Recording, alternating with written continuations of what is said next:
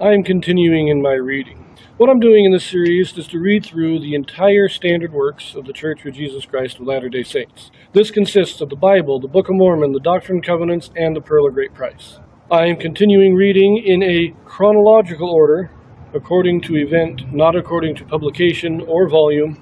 So I'm skipping around a bit as I move along. So we've read most of the first year of Christ's mortal ministry. This is around the time of the second Passover. Many miracles, many preaching, many parables. Recently, John the Baptist has been executed, and now we are reading the story of the feeding of the 5,000. The 12 apostles were sent off on their personal missions, and they have returned, and it's when they return that we get the story of the feeding of the 5,000, which is contained in all four Gospels, one of the few stories that is. So now we're going to pick this up and read the same story again, but in Matthew. In this video, we have a Joseph Smith translation. Now what the Joseph Smith translation is, this is a translation or correction done by Joseph Smith to restore those passages that have been lost or corrupted over the years. And this is Matthew chapter 14, verses 13 through 21.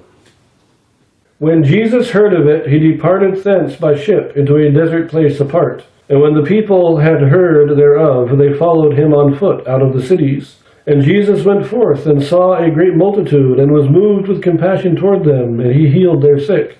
And when it was evening, his disciples came to him, saying, This is a desert place, and the time is now past. Send the multitude away, that they may go into the villages, and buy themselves victuals. But Jesus said unto them, They need not depart. Give ye them to eat. And they say unto him, We have here but 5 loaves and 2 fishes. He said, Bring them hither to me. And he commanded the multitude to sit down on the grass, and took the 5 loaves and the 2 fishes, and looking up to heaven, he blessed and brake, and gave the loaves to his disciples, and the disciples to the multitude. And they did all eat, and were filled, and they took up of the fragments that remained 12 baskets full. And they that had eaten were about 5,000 men, beside women and children. Again, very little difference between this and Mark and Luke. Although this says when he had heard it, that's how it opens, because immediately before this in Matthew, he talks about the execution of John the Baptist. And so that's the reason that Matthew gives for him seeking a solitary place. But Mark and Luke both say that the apostles come back at this time. So it's probably both. The apostles are coming back from their personal missions about the same time that Christ is hearing about the execution of John the Baptist, and they go off to be on their own. But the people follow, we get the miracle. This is also the only one that specifies that there are women and children in the crowd. So there are 5,000 men plus women and children. Now, I did say earlier that I estimate between 5,000 and 6,000 people total, but I was wrong. I should have stated it 6,000 to 7,000 people total, counting all the women and children. Now, let us take a quick look at the Joseph Smith translation. Very little here in 13. When Jesus heard of it, he departed. We have the correction, when Jesus heard that John was beheaded, he departed. And then later on in that verse, when the people had heard thereof, is corrected to when the people had heard of him.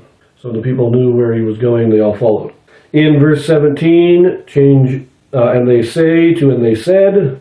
And then in verse 19, we have these 2 things here, where it says, and took the 5 loaves, we have the correction, and he took the 5 loaves, and then later on, and gave the loaves to his disciples, is corrected to, and gave the loaves to the disciples, which would then give the impression that this is definitely talking about the 12 apostles.